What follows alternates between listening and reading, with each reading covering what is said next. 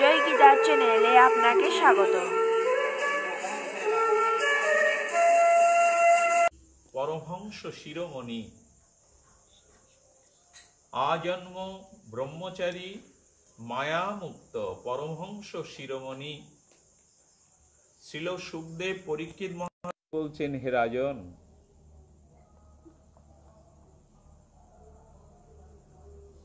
তিনি ভাগবত প্রসঙ্গে বলছেন, হে রাজন, শ্রীকৃষ্ণের চরণে প্রণাম করতে করতে বলছেন, হে নাথ,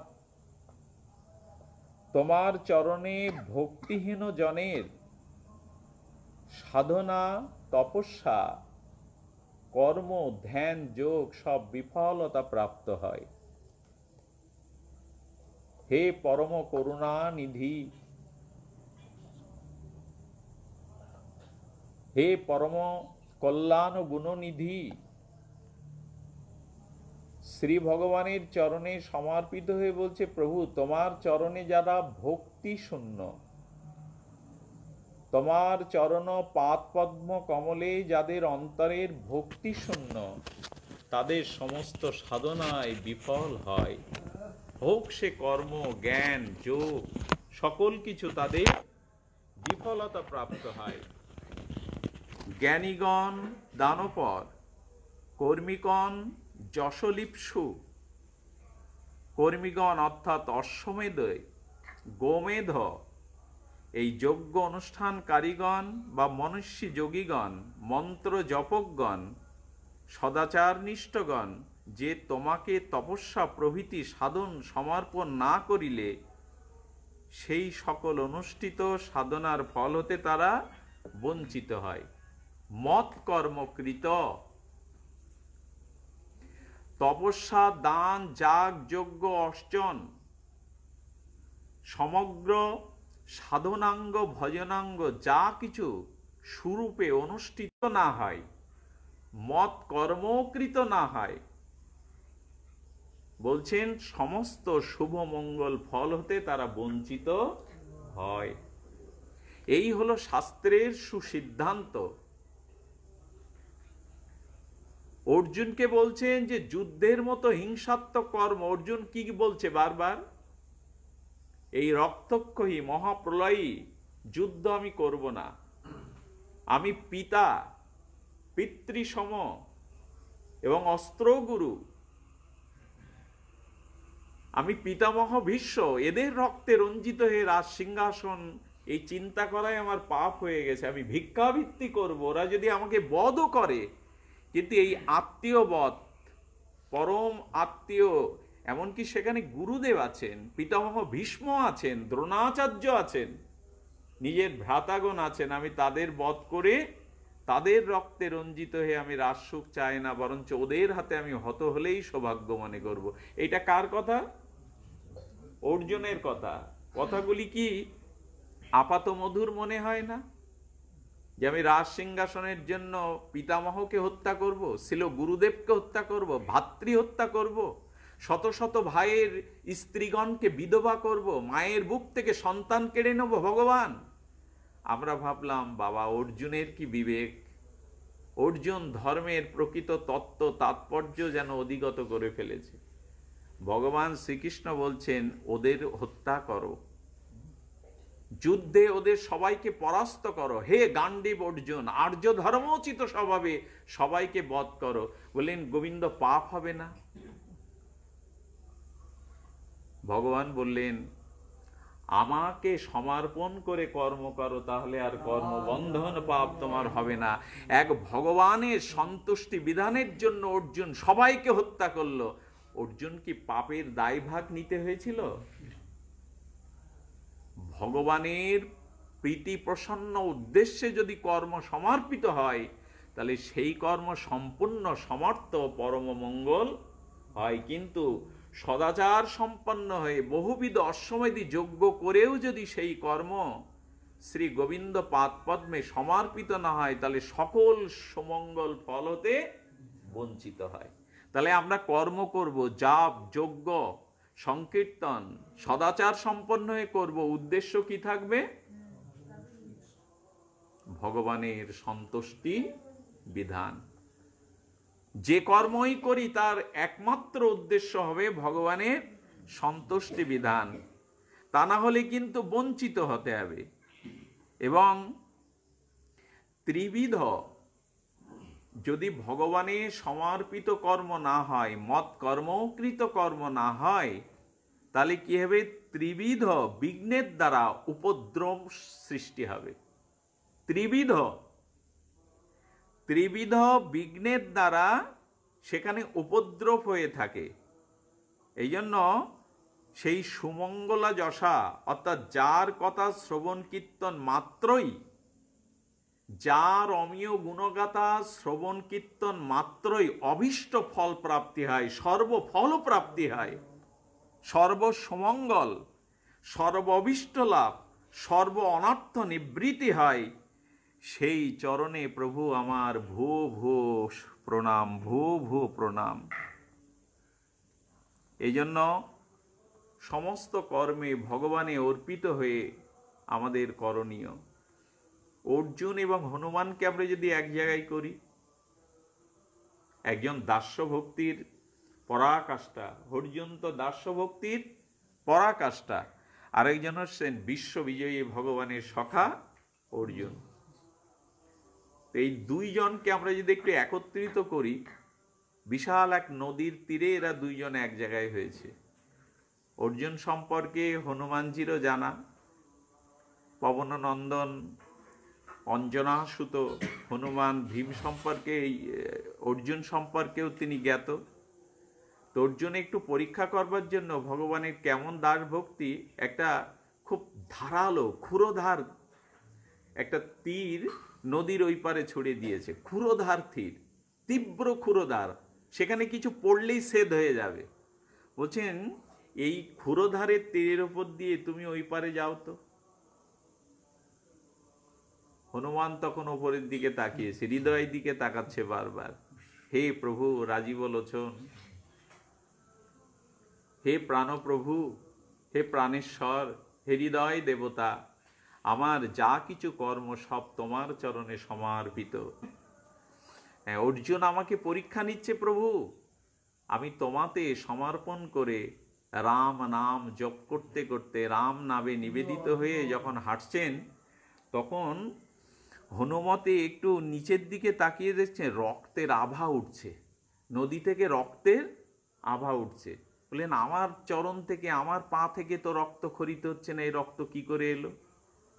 উনি ওইখান থেকে ঝাঁপ দিয়ে নিচে দেখেন রঘুপতি রামচন্দ্র অর্জুনের সেই বাণটা নিজে মাথায় করে রেখেছে, আর সেই মস্তকে চরণ দিয়েই যেন হনুমান পার হচ্ছে, যাতে ব্যথাটা হনুমানের চরণে না লাগে।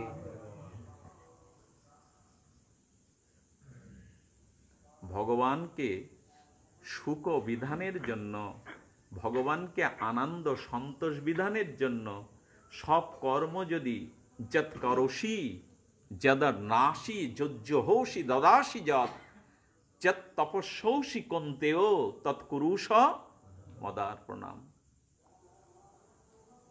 তুমি যা কিছু আহার করো, যা কিছু তপস্যা করো, যা কিছু যজ্ঞ করো, সমস্ত চেষ্টা তুমি আমাকে অর্পণ করো। সর্বকার্যেষু মাধবম, সর্বকার্যেষু গোবিন্দম। সমস্ত কাজ ভগবানের প্রসন্ন।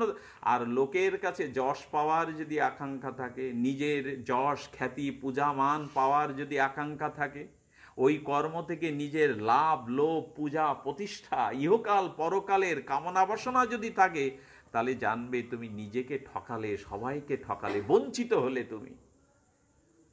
নিমিত্ত মাত্রং ভব সব্যসাচিন, গোবিন্দের অপূর্ব বাণী। তুমি যে কর্ম করছো তার নিমিত্ত মাত্র, তোমার করবার কিছু নাই, আমি সমস্ত কর্ম করাচ্ছি, তুমি নিমিত্ত মাত্র। এই শব্দটি অনেক মহিমাপূর্ণ। নিমিত্ত মাত্রং ভব সব্যসাচিন। হে সব্যসাচী অর্জুন, এই জগতে যা কিছু হয় তা আমার ইচ্ছাতেই সম্পন্ন হয়, তুমি নিমিত্ত মাত্র হও। কোনো কাজ করে যেন কর্তৃত্ব আমি না নেই যে আমার দ্বারা সম্পন্ন হয়েছে, আমি করেছি এই কাজ। ভগবান বলছেন নিমিত্ত মাত্রং, প্রভু আমি কিছু, তোমার কর্ম তুমি করো মা, লোকে বলে। এই রামপ্রসাদ দেখতে পেয়েছিলেন, মা তোমার কর্ম তুমি করো, লোকে বলে। এইটাই তো মর্মান্তিক যাতনা, আমাদের বন্ধন তো এইখানেই। তোমার কর্ম তুমি করো মা, লোকে বলে আমি করি। সবই তোমার কর্ম, সবই তুমি করাও, আমি নিমিত্ত মাত্র, আমি তো কাষ্টের পুতুলি মাত্র, আমি জড়ো, আমার হাত পা আছে কিন্তু আমি পুতুল, কাষ্টের পুতুল, আমি নাচতে পারি না। প্রভু অলক্ষ্য থেকে সুতা দিয়ে তুমি যেমন পুতুলগুলোকে নাচাই কুহাক, তেমনি তুমি যা করাও আমি তাই করি। এই জন্য সমস্ত কর্ম ভগবানে সমর্পিত হতে হয়। ভক্তি বিনা সমস্ত দেশের হেয়ত্ব প্রদর্শিত হচ্ছে। সকলে দৃষ্টি দিন, লক্ষ্য করুন। বলছেন যেখানে যেখানে ভক্তি নেই সেই সমস্ত দেশ, সেই সমস্ত স্থান হেয়ত্ব, সেই স্থানের তেমন মহিমা নাই যেখানে ভক্তি নাই। কি অপূর্ব ভাগবত সিদ্ধান্ত! যে স্থানই হোক যেখানে ভক্তি নাই, সে যে স্থানই হোক সেখানের হেয়ত্ব প্রদর্শিত করছেন ভগবান, সেই স্থান উত্তম নয়। কি অপূর্ব, কি আশ্চর্য শ্লোক এখানে বলছেন। ন যত্র বৈকুণ্ঠ কথা সুধা পগা, ন সাধব ভগবতস্তর আশ্রয়, ন যত্র যজ্ঞেশ মকা মহোৎসব, সুরেশ লোক ওপি ন বৈশ সেবর্তম। ভাগবত কি বলছেন? যেখানে হরিকথা রূপ সুধা সধনী প্রভাবিত হয় না, প্রবাহিত হয় না, যেখানে হরিকথারূপ সুধা বর্ষিনী বর্ষিত, বা যেখানে হরিকথার সধনী অর্থাৎ হরিকথার তরঙ্গায়িত স্রোত যেখানে প্রভাবিত হয় না, প্রবাহিত হয় না, সেই যে স্থানে হরি কথারূপ রসিক সদাচার সম্পন্ন শুদ্ধ ভাগবত ভক্ত বাস করে না। আবার বলি, বারবার শোনাতে হবে নিজেকে, যেখানে হরিকথারূপ সুধা সধনী প্রবাহিত হয় না। আচ্ছা, নদী থাকলে তার তো একটা স্রোত থাকতে হবে, না হলে তো মরা নদী, গ্রীষ্মের শুষ্ক মরা নদী।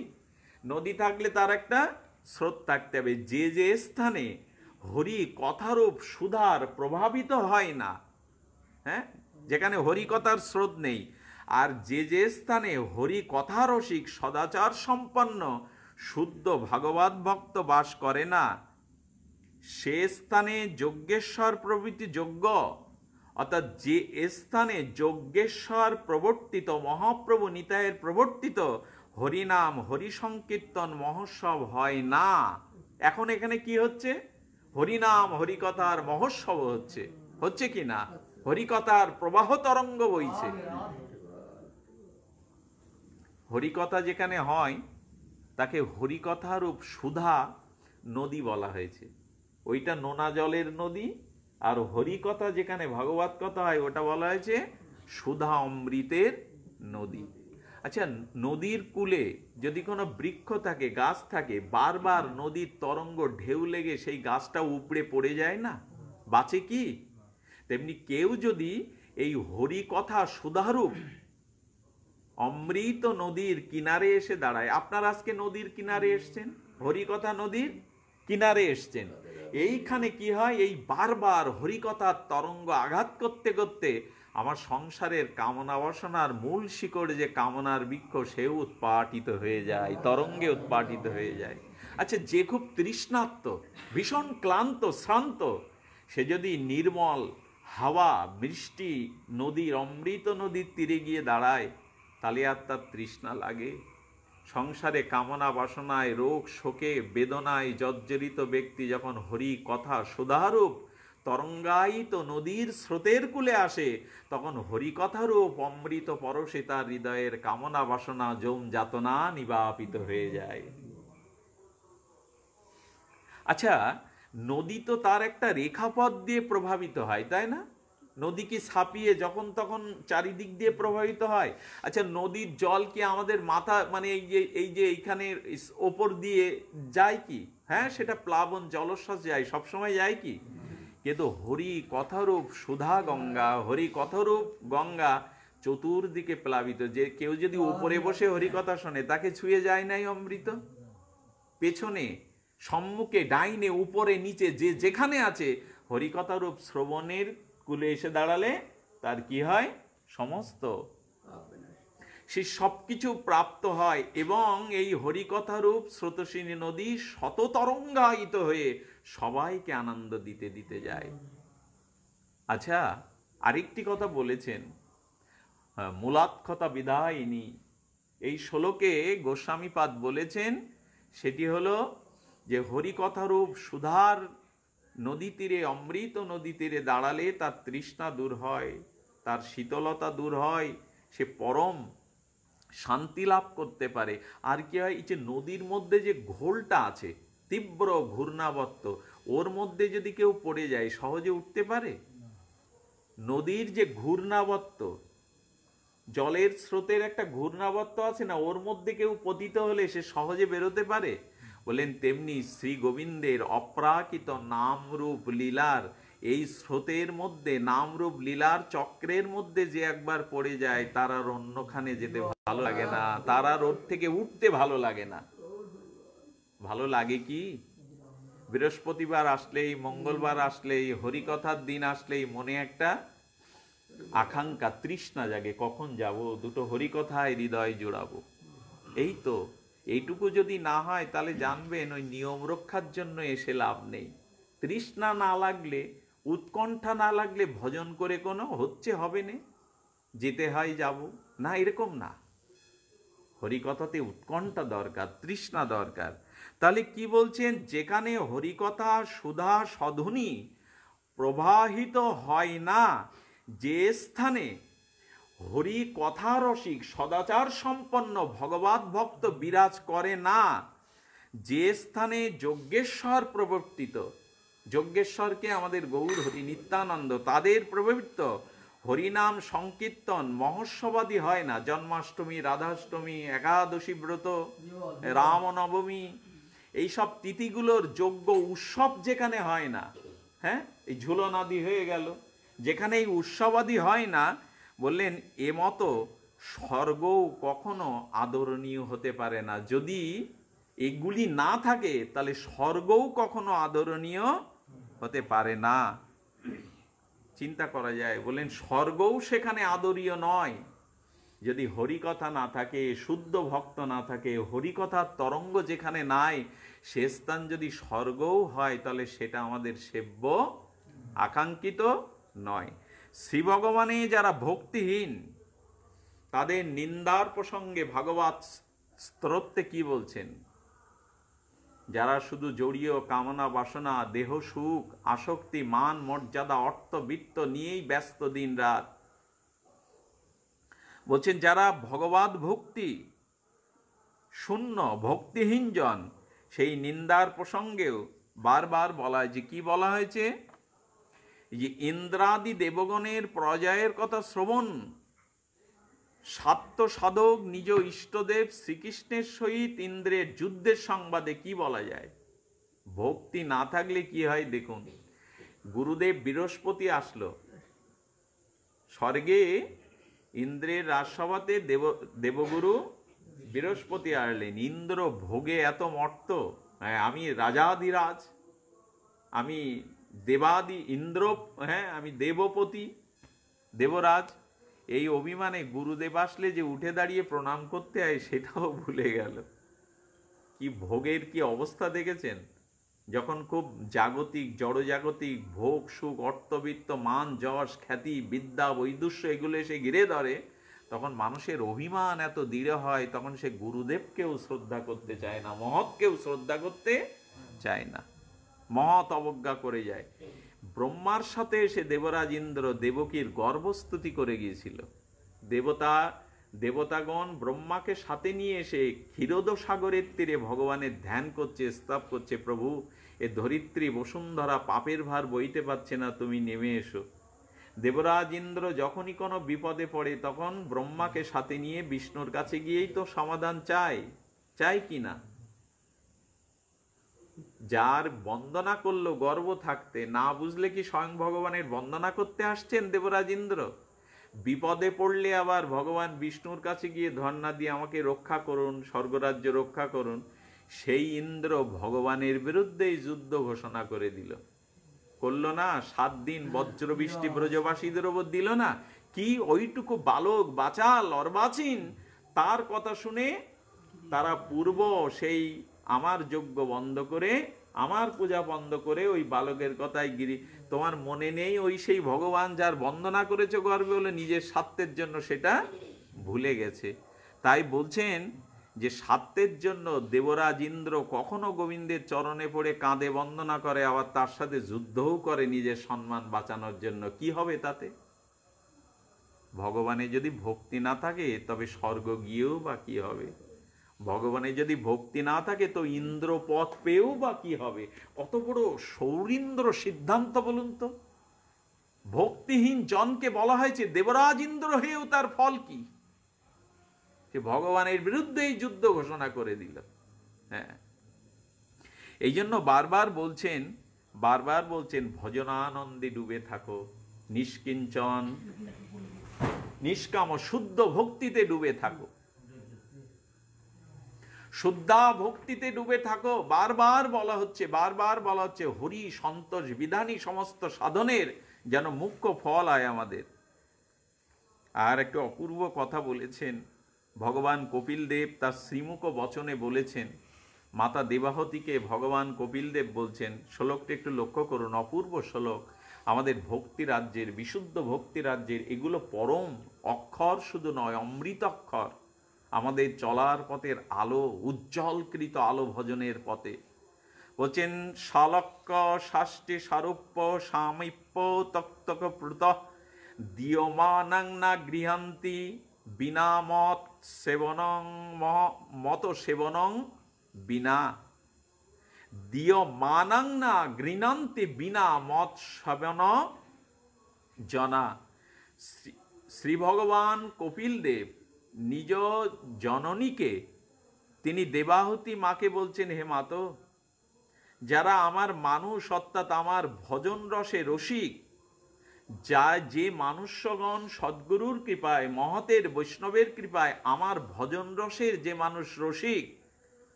আমার সেবা উপযোগিতা ভিন্ন, আমাকে আনন্দ বা সেবা সুখ তাৎপর্য ভিন্ন। আসলে ভগবানের প্রতি আমার ভক্তি প্রেম আছে, এটা বুঝবার লক্ষণ কি বলুন তো? আমাদের এই যে ঘরে ঘরে সাক্ষাৎ ব্রজেন্দ্র নন্দন, সাক্ষাৎ করুণাময়ী রাধার যুগল আমরা সেবা করি কেন? নিতাই গৌরের সেবা করব কেন? করি কেন জানেন? পৃথিবীতে প্রায় 90% মানুষ ঈশ্বরের উপাসনা করে নিরাকারের। নিরাকার ব্রহ্মের উপাসনায় সেবা নেই। যিনি নিরাকার, আকাশকে সাজাতে পারবেন? আকাশকে কোনো খাদ্য দিতে পারবেন? নিরাকারের কি কোনো ভালোবাসা যায়? নিরাকারকে ভালোবাসা যাবে তো? আপ্তকাম পুণ্যকাম, যার কোনো আকার নেই, যার ক্ষুধা তৃষ্ণা নেই, তাকে কি করে ভালোবাসতে হয়? খুব কম সংখ্যক মানুষই বিগ্রহ সেবা করে ভগবানের সাক্ষাৎ সেবার ভক্তি লাভ করার সুযোগ পায়। এই জন্য বিগ্রহ রূপে রূপে সাক্ষাৎ ব্রজেন্দ্র নন্দন, সাক্ষাৎ প্রেমময়ী রাধা আমাদের ঘরে আমাদের সেবা সুখ তাৎপর্যকে ধন্য করবার জন্য আমাদের ঘরে ঘরে 99% লোক আসলে ভালোবাসা বা প্রেম বা ভক্তির নমুনা হলো সেবা। যেখানে সেবা নেই জানতে হবে সেখানে প্রেম বা ভক্তি নাই। যেখানে সেবা নেই সেখানে প্রেম ভক্তি বলে কিছু নাই। সেবার মহিমা কি জানেন? মা বা খুব ভালোবাসার মানুষ সে রাত 2টো পর্যন্ত অপেক্ষা করছে, কেন জানেন? তার সেই প্রিয় বা সন্তানের জন্য বা ভালোবাসার মানুষের জন্য সে রন্ধন করে রাত 2টো পর্যন্ত ঘুমাচ্ছে না, খাদ্যগুলো ঢেকে রেখে অপেক্ষা করছে কখন এসে হাতে করে তৈরি করেছি তাকে সেবা করব বলে, রাত 2টোর সময় আসলে তোমাকে এখন পেতেই হবে, এই আমি গুছিয়ে।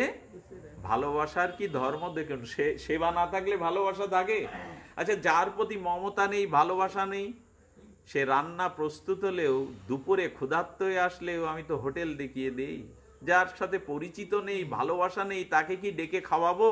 রাত দুটোয় উঠে ও হাতে করে তাকে খাওয়াবার সাত জাগে ভালোবাসা না থাকলে হোটেল দেখিয়ে দিই। যা, কোথায় ভক্তি আছে? যেখানে সেবা আছে। ভক্তির অপর নাম হলো, ভজনের অপর নাম হলো সেবা। তাহলে সেবা কি আকাশকে করব? আকাশকে মালা পরাবো? আকাশকে অন্ন দেব? নিরাকারের তো সেবা নাই। এই জন্য বিগ্রহ রূপে ঘরে ঘরে ভগবান আমাদের মাঝে আছেন, যেন হাত বাড়িয়ে বলছেন, এই দেখুন ভগবানের কাছে আমরা কি চাইবো। শ্যামসুন্দর পণ্ডিত বাবা বড় রসিক, বিদগ্ধজন, বলছেন, হ্যাঁ, আমার শ্যামসুন্দরের, আমার রাধারানীর, আমার নিতাই গৌরের, গোপালের সেবা করতে গেলে কিন্তু বিপদ আছে, মা সকল বাবা সকল। বিপদটা কি? তা আমরা পূজা পার্বণ যাগযজ্ঞ করি তো কিছু প্রাপ্তির আশায়, কিছু চাওয়ার আশায়। তো যাতে গোপালের কাছে, নিতাই গৌরের কাছে আপনি কিছু না চাইতে পারেন, তাই নিতাই গৌর গোপাল আগে থেকেই হাত বাড়িয়ে তোমার দিকে চেয়ে আছে। তুমি কি চাইবে? আমি আগে তোমার কাছে চেয়ে বসে আছি, আগে আমারটা পূর্ণ করো। আরে আমার চাওয়ার আগে সে হাত পেতে বসে আছে। কোন ঠাকুরের তো এরকম হাত বাড়ানো নেই, এরকম আছে, আমি দেব তোমায়, আমি দেব। কিন্তু নিতাই গৌর গোপাল হাত বাড়িয়ে আছে, কি হাত বাড়িয়ে আছে, ওগো তুমি আমার হও। আমি হাত বাড়িয়েছে তোমার সর্বস্ব, তুমি আমায় দিয়ে তুমি আমার হও। তো ভক্ত কি চাইছে? শালক্য শাস্তি সারূপ্য স্বামীপত্যকই মূর্তপোত। বলছেন, দিও মানাং না গৃহান্তি বিনা মত সেবনং, বিনা মত সেবনং জনা। যে আমার শুদ্ধ ভক্ত, সে আমার কাছে কি? দেবহতী মাকে ভগবান কপিলদেব বলছেন, আমার সেবার উপযোগিতা ভিন্ন। শশুক কামনায় শালক্য কাকে বলে? সমান লোকে বাস অধিকার প্রাপ্ত বলে শালক্য। কোথায় বাস করেন নারায়ণ? বৈকুণ্ঠে, তাই তো? ব্রহ্মালোকে ব্রহ্মা বাস করেন, শিবলোকে ভগবান মহেশ্বর বাস করেন, আর অদর্যাতে বাস করেন রামচন্দ্র। তা বলছেন যে ভক্ত, ভগবান ভক্তকে কি দিতে চায়? বলেন, আমি যে লোকে বাস করি সেই লোকে বসবাসের উপযোগিতা আমি তোমায় দিলাম। এর নাম হলো শালক্য। শাস্তি কাকে বলে?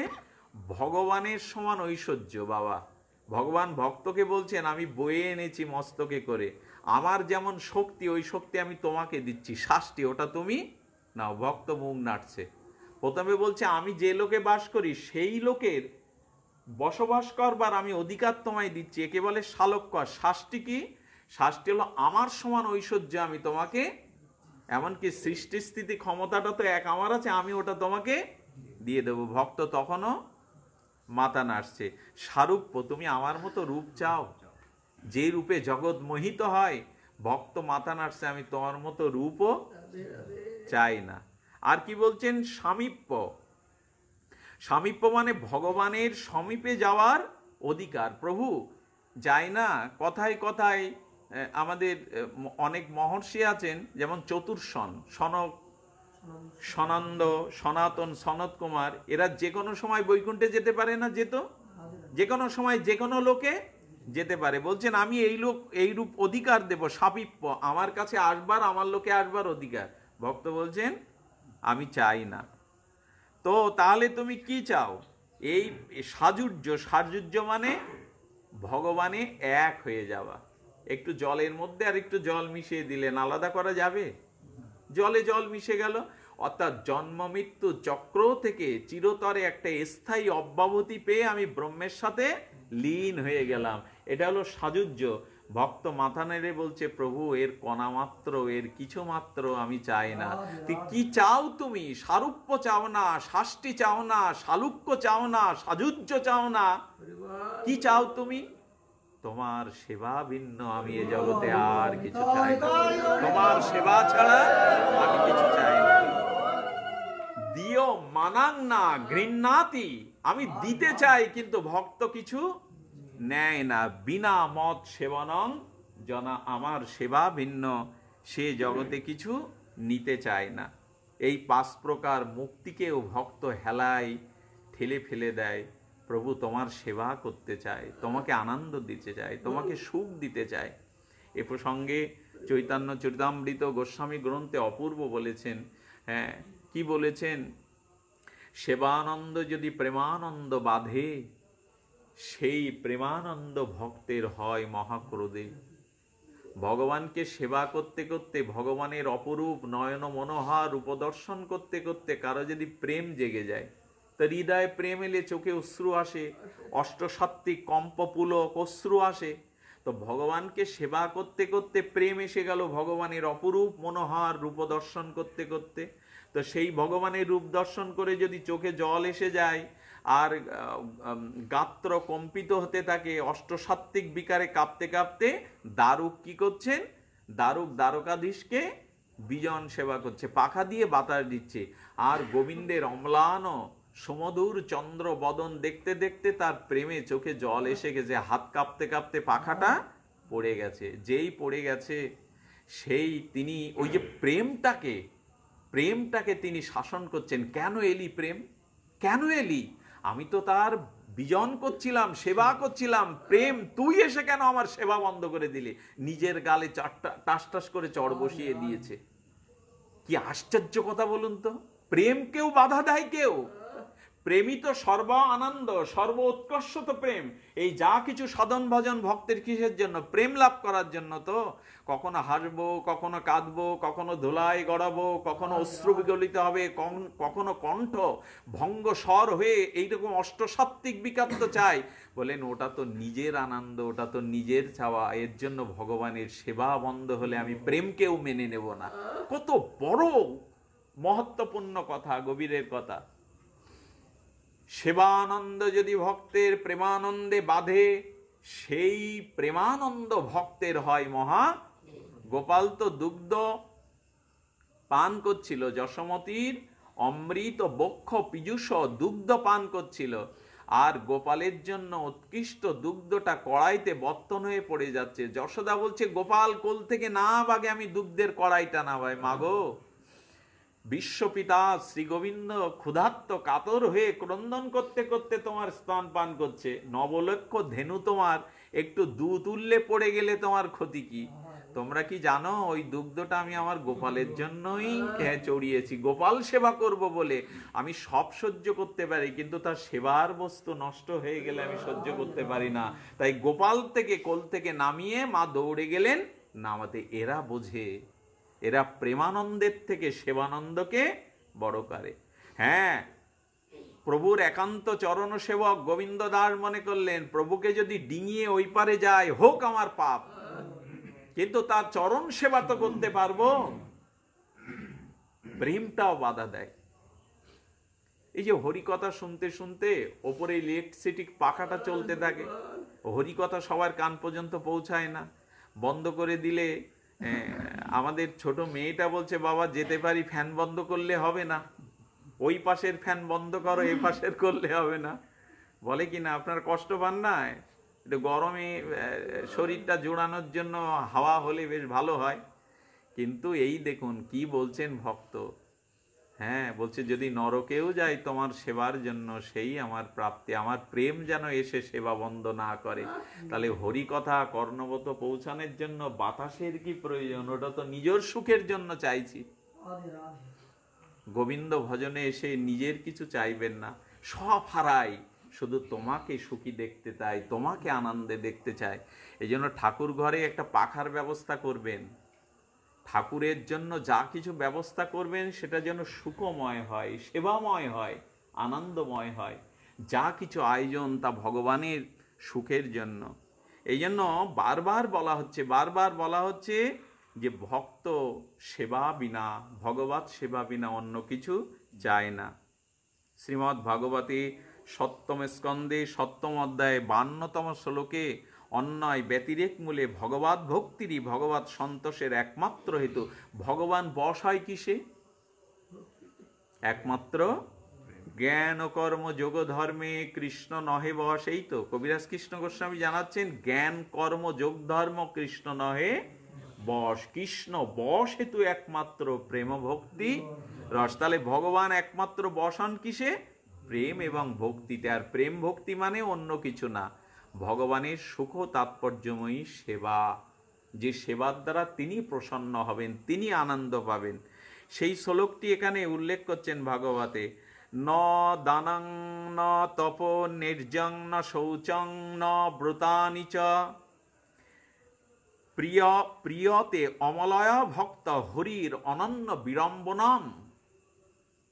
প্রহ্লাদ দত্ত বালকগণকে বলছেন, এটা প্রহ্লাদ মহারাজের উক্তি। প্রহ্লাদ মহারাজ দত্ত বালকগণকে বলছেন, হে ভ্রাতগণ। প্রহ্লাদের বয়স কত? 5 বছর। খেলার ছলে কি করতেন? সব সাথীদের ডেকে কৃষ্ণ কথা আলাপন করতেন, কৃষ্ণ কথা বলতেন। সেই দৈত্য বালকগণকে প্রহ্লাদ মহারাজ বলছেন, দান তপ যাগ যজ্ঞ শৌচ ব্রত প্রভৃতি হরিকে সন্তুষ্টি বিধান করতে পারে না। বাবা, কি বড় কথা প্রহ্লাদ মহারাজের, ভক্তরাজের। দান তপস্যা যাগ যজ্ঞ কোনো কিছুতে হরিকে প্রসন্ন করতে পারে না। একমাত্র নিষ্কাম শুদ্ধ ভগবত ভক্তি হলো হরি প্রসন্নতার একমাত্র কারণ। একমাত্র প্রসন্ন হন যদি নিষ্কামা, মানে নিজের কোনো সুখ বাসনা পরিত্যাগ করে তার সুখের চেষ্টা করা হয়। এই সকল অনুষ্ঠান তখন এই যে ভগবানের সুখবিধান সন্তোষিষ্টের মত কর্মকৃত না হয়ে যে অনুষ্ঠানগুলো করা হয় তাকে বলা হয়েছে অভিনয় মাত্র। আর যত ভক্তি শূন্য যত অনুষ্ঠান হলো অভিনয় মাত্র। আর কত করে ভাগবত অন্যায় ব্যতিরেক মূলে এই সিদ্ধান্ত দেয়া হলো। এই জন্য যে সাধনে, যে ভজনে, যে হরিকথায় হরির জন্য প্রাণ কাঁদে না, হরির জন্য প্রাণ ব্যাকুল হয় না, জানতে হবে ওটা মরা ভজন। এই হরিকথা শুনে যদি হৃদয় না জাগে, এই অমৃত হরিকথায় যদি নয়নে অশ্রু, হৃদয়ে আনন্দ এগুলি না হয়, তাহলে জানতে হবে দেহে আছে অপরাধ প্রচুর। আচ্ছা, আকাশে মেঘ করলে একটু গড় গড় গর্জন করলে ময়ূর পাখনা মেলে কেন? বৃষ্টি আসবে আনন্দে উনি পাখনা মেলে। তেমন ভক্তের লক্ষণ কি? হরিকথা শুনতে শুনতে তার নয়নে কখনো অশ্রু আসবে, গদগদ কণ্ঠ আসবে, তার হৃদয়ে বয়ে যাবে একটা শান্তির তরঙ্গ। তো যদি হরিভজনে প্রাণ ব্যাকুল না হয় তাহলে হলোটা কি? অনেকের চোখে যখন নিদ্রা দেখি, অলসতা দেখি, হরিকথা শ্রবণের মতো ধৈর্য হারানোর তার মুখের ভাব, তার বদন দেখি, তখন কষ্ট হয়, প্রভু কেন এটা? জানতে হবে হৃদয়ে অনেক অপরাধ আছে, জন্ম জন্মান্তরের অনেক অপরাধ আছে, এই জন্য হরিকথাতে রুচি হচ্ছে না। আর যতদিন রুচি না হবে ততদিন তো ভক্তির উদয় হবে না। এই জন্য বারবার বলা হচ্ছে যে স্ত্রী হরির জন্য যেন প্রাণ ব্যাকুল হয়। প্রাণ ব্যাকুল হওয়াটা কেমন? প্রাণ ব্যাকুল হওয়াটা কেমন একটু ঠাকুরানীর কথা বলি। প্রাণ ব্যাকুল হওয়াটা, ঝড়ো ঝড়ো বৃষ্টি, অন্ধকারাচ্ছন্ন রাত, চারিদিকে ঘুটঘুটে অন্ধকার, নিজের হাতটাও দেখা যায় না, ঝুমঝুম করে বৃষ্টি পড়ছে, রাধারানী অভিসারে বেরিয়েছেন, ঠাকুরানী করুণাময়ী গোবিন্দের জন্য অভিসারে। ললিতা বলছে, রাগ কোথায় যাচ্ছিস সখী? এই ঝড়ো ঝড়ো বৃষ্টির বরিশনে তুই দুয়ার খুলে কোথায় যাচ্ছিস? বললেন, কুল শীল মান অর্থাৎ বেদধর্ম, লোকধর্ম, সংসার ধর্ম যাকে বাধা দিতে পারেনি, দরজা, কাঠের দরজাটাকে বাধা দেবে কি করে? কুল শীল মান যে ত্যাগ করেছি আমার প্রাণনাথের জন্য, সেখানে এই শক্ত দরজা কি বাধা দেবে? রাধারানীকে বলছেন, এই অন্ধকার পথে তুই কি করে পথ চলবি প্রাণনাথের কাছে যাওয়ার জন্য? বললেন, আমি বহুদিন অন্ধকারে ঘরে বসে বসে অন্ধকারে পথ চলা শিখেছি, যাতে তার কাছে যাওয়ার দিন পথ না হারা হই। এই হলো ব্যাকুলতা, তার কাছে যাওয়ার জন্য যেন আমি পথহারা না হই। রাধা, তোর চরণ কমল, তোর চরণ কমল কত নির্মল, তোর চরণ কমল কত কোমল, কমল ফুল দল। তো সেই চরণ কমলে বৃন্দাবনের তো কাটার পথ, কাটা ফুটবে না। কাটা ফুটলে তো আর এক পাও অগ্রসর হতে পারবি না তোর কোমল রাঙা চরণে। রাধারানী বলছেন, শোন, আমি ঘরের মেঝেতে মাঝে মাঝে জল কাদা করতাম, জল কাদা করে ওর উপরে আস্তে আস্তে পা বিন্যাস করতাম, যাতে বর্ষণ মুখর কাদার মধ্যে দিয়ে প্রাণনার কাছে যাওয়ার জন্য আমি পড়ে না যাই, আমি তার পথে পড়ে না যাই। তাই কাদায় পা টিপে টিপে আমি চলা শিখেছি ঘরের মধ্যে। আর কি করেছি জানিস, আমি মাঝে মাঝে কাঁটা ফুটিয়ে রাখতাম, যে কাঁটাতে পা বিদীর্ণ হলে ব্যথায় যেন তার কাছে যাওয়ার জন্য বাধা না হয়। আমি সহ্য করেছি এটা। এই হলো ব্যাকুলতা। ভগবানকে যতটুকু ভজনা করবেন, যেটুকু সময় করবেন, যেন প্রাণ উজাড় হয়, প্রাণ আকুল করা হয়, তবেই তো উনি ওইটা গ্রহণ করবেন। প্রাণ যদি আকুল না হয়, প্রাণ যদি ব্যাকুলিত না হয়, হ্যাঁ, রাধারানী আর আমার গোবিন্দের ব্যাকুলতাটা কেমন। আপনাদের মানে সকলের চরণ কৃপায় আমাদের সৌভাগ্য হয়েছিল সেই ব্রজ এই ধরিত্রীর মুকুট ব্রজধামে কোকিলাবনে যাওয়ার। কি অপরূপ সৌভাগ্য! কোকিলাবনে আজও কোকিলগুলো কুহু কুহু রবে ডেকে ওঠে, সেখানের মাছগুলো যেভাবে খেলা করে, সেখানে বৃক্ষের যে শোভা, পাখিদের যে কি কলকাকলি, আপনি দাঁড়ালেই মনে করবেন এই জগতে আর আপনি নাই। এই কোকিলাবনে কুল বৃক্ষের তলে গোবিন্দ নিশীত গভীর রাত্রে গোবিন্দ এসেছেন। কেন জানেন? জাপটে তো, জাপটের অনতি দূরে কোকিলাবনে কুল গাছের তলায় গোবিন্দ কুহু কুহু রূপে কোকিলের স্বরে অনুকরণ করে ডাকছে রাধারানীকে। আচ্ছা ভগবান, তুমি রাত জেগে অন্ধকারে এই কাঁটার বনে এসে দাঁড়িয়ে ডাকছো, কতটা ব্যাকুলতা ঠাকুরানীকে একটু দর্শন করবে বলে, কতটা ব্যাকুলতা। এই রাধারানী যখন দরজা খুলে বেরিয়ে আসতে যাবে, তখন জরতি বিদ্যা জটিলা বলছে, কে রে, দুয়ার খুলে কে? রাধারানী আবার কপাট বন্ধ করে দিয়েছে। গোবিন্দ চমকিত হয়েছেন, দরজা খুলেছে এই বুঝে আসলো। আবার যখন রাধারানী দরজা দিয়ে, ঘুম তো রাধারানীরও নাই, ওদিকে অপেক্ষা করছে প্রাণনাথ, তার চোখে ঘুম নাই। আবার কুহু কুহু রব। এই জন্য ওই বনের নাম হয় কোকিলা বন। আজও কোকিল কুহু রবে সেই বনের সাক্ষী দিচ্ছে। গোবিন্দ ওই কোকিলের কুহু স্বরে কুহু কুহু করে ডাকছেন। যখন ডাকছেন আবার রাধারানী উঠেছেন। হ্যাঁ, জরতি বিদ্যা বুঝি জটিলা ঘুমিয়ে পড়ল। আবার খুলতে গেলে সেই একই কণ্ঠস্বর, কে রে, কে দরজা খোলে? সারাটা রাত গোবিন্দ অন্ধকারে কুল বৃক্ষের তলায় দাঁড়িয়ে দাঁড়িয়ে আকুল হয়ে ঠাকুরানীকে দেখবে বলে, তার সান্নিধ্যের, প্রেমময় সান্নিধ্যের জন্য সারা রাত অপেক্ষা করে ডাকলেন। স্বয়ং ভগবানের যদি প্রেমময়ী রাধারানীর জন্য এই ব্যাকুলতা হয়, রাধারানীর চরণ পাচ্ছেন না, রাধারানীর দর্শন পাচ্ছেন না, যেন অবরুদ্ধা রাধা। গোবিন্দ ঠাকুরানীর চরণ দর্শনের জন্য নাপিতিনী সেজে এসেছেন। নাপিতিনীর বেশ ধরে খুর কাইচি নিয়ে আর গলায় ব্যাগ ঝুলিয়ে ডাকতে যাচ্ছে, কেউ নখ পরিষ্কার করবে, কেউ পা পরিষ্কার করবে, চরণ পরিষ্কার করবে। গোবিন্দ নাপিতিনী সেজেছেন আজ রাধারানীকে দর্শনের জন্য। আহা, ব্যাকুলতা চায়, উৎকণ্ঠা চাই, তৃষ্ণা চাই গোবিন্দ কথা শ্রবণে, গোবিন্দ গুণকীর্তনে ভজনে। ব্যাকুলতা চাই, উৎকণ্ঠা চাই। হ্যাঁ, ললিতাকে রাধারানী বলছেন, কণ্ঠস্বরটা খুব মিষ্টি তো।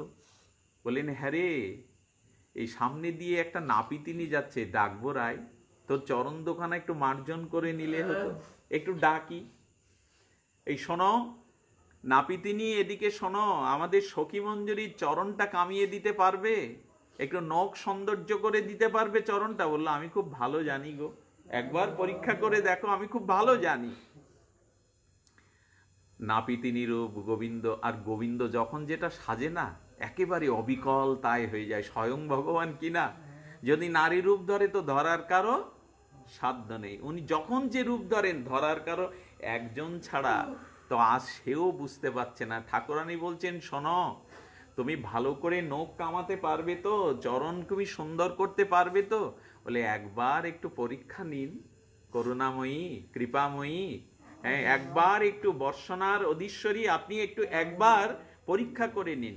ললিতা বলছে, আমাদের রাধারানীর চরণে ফুল পড়লেও কিন্তু চরণে আঘাত লাগে, তুমি কিন্তু আঘাত দেবে না, সুচারুরূপে সুন্দর করে আর পাটা কামিয়ে, নখগুলো কামিয়ে দাও, সুন্দর করে দাও।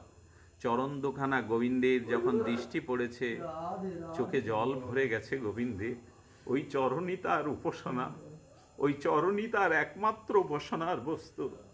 প্রেমময়ী চরণ দুখানা গোবিন্দ প্রথমে হাতে করে তুলে ধরেছেন, দুই চরণ। অপলক নয়নে অশ্রুধারে চরণ দুখানা বইছে, বিন্দু বিন্দু আকারে জলবিন্দু পড়ছে করুণাময়ী রাতুল চরণে, প্রেমময়ীর চরণে।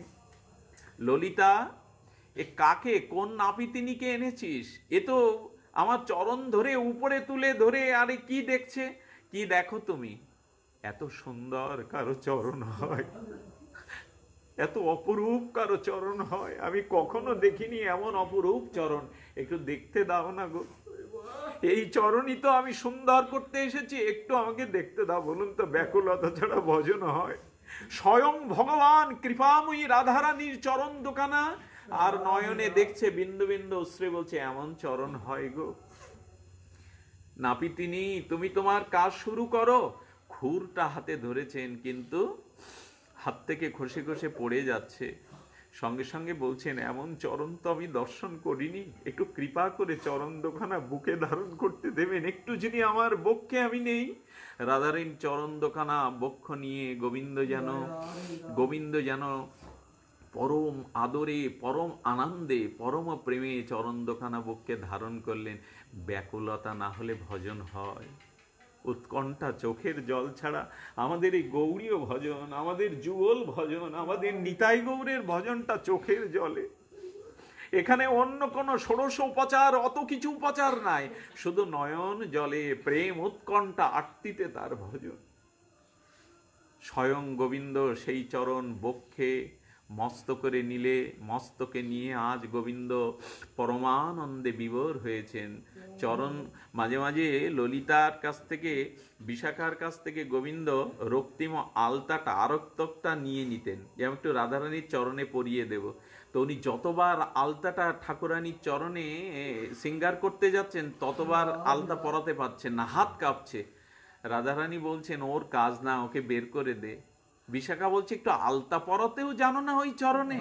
হ্যাঁ, যোগী ঋষি মুনি ব্রহ্মাদি যে চরণ তপস্যা করে পায় না, সেই চরণ পেয়ে একটু আলতা পরাতে পারছো না? বিশাখা বুঝতে পেরে বলছে, ও পরাবে কি করে? ওই চরণ দেখেই জলে ঝাপসা হয়ে যাচ্ছে ওর চরণ, ও পরাবে কি করে আলতা? এই আমাদের ভজনটা এই, যেন হরি বলতে নয়নে নয়ন ঝরে, যেন গোবিন্দ বলতে হৃদয় আকুল হয়, আর কবে হবে? যদি বলেন তুমি কাঁদছো, চোখের জল ফেলছো, তোমার হয়েছে না, এটা কপটতা, এটা লোক দেখানো, লোকের কাছে ভণ্ডামি, প্রতারণা করা, এরকম অশ্রু না। যদি সঙ্গোপনে মনে প্রাণে ভগবানকে কই সেবা তো করতে পারলাম না, কই এসেছিলাম তোমাকে সেবা করব বলে প্রাণ ভরা নিষ্কিঞ্চন সেবা করব, পারলাম তো না। যদি ঘরের কোণে আপন মনে নয়নের প্রেমশ্রু ব্যথা হয়ে ঝরে, যদি তাকে ভালোবাসবার জন্য প্রাণ মন, দৃষ্টান্ত তো আর কিছু না। মায়ের কোলে যদি সন্তান, বিধাতার করালো নিয়মে মৃত্যু যদি সন্তানকে নিয়ে যায়, সন্তানারা মা যেভাবে রোদন করে, ও কি বোঝানো যাবে কাউকে? ওই রকম ব্যথা কবে জাগবে গোবিন্দের জন্য? বিরহ কবে জাগবে গোবিন্দের জন্য? সেই বিরহে মহাপ্রভু কেঁদেছেন, ধুলাই লুটিয়েছেন, হা কৃষ্ণ বলতে তার অস্থি মজ্জা রক্ত, হ্যাঁ, এই অস্থি মজ্জা হাড়গুলো গলে গিয়ে মহাপ্রভু কখনো দীর্ঘ হয়ে যাচ্ছেন, কখনো কখনো কুর্মাকৃতির মতো হাত পা ভেতরে ঢুকে যাচ্ছে, কখনো কালিন্দী গাভীর মধ্যে মুখে ফেনা, দুগ্ধ ফেনা, গো গো করে প্রভু কাঁদছেন আর বলছেন, কোথা কৃষ্ণ। এই ব্যাকুলতাই হলো ভজনের প্রাণ। যেখানে দেখবেন কৃষ্ণ কথায়, হরি কথাতে, সাধু সঙ্গে একটু নয়নে প্রেম আসছে, একটু হৃদয়টা নির্মল, হৃদয়টা একটু কোমল হয়ে যাচ্ছে, যেদিন দেখবেন সেই দিন ভজনটা যেন মধুর থেকে মধুরতর হলো। আসুন আমরা প্রার্থনা করি, হে প্রভু, আমাদের প্রেম নাই, আমাদের কোনো স্বীকৃতি নাই, আমরা জন্ম জন্মান্তরে তোমার চরণে মহা অপরাধী। প্রভু কৃপা করে সেবার সুখময় তাৎপর্য দান করো, যেন তোমার সেবা করতে পারি, তোমাকে আনন্দ দিতে পারি। এই হরিতোষণী সমস্ত সাধনার ফলপ্রাপ্তি। এইখানেই ভগবত কথার বিশ্রাম। আপনাদের সকলের চরণে প্রণতি জানিয়ে শ্রী গুরু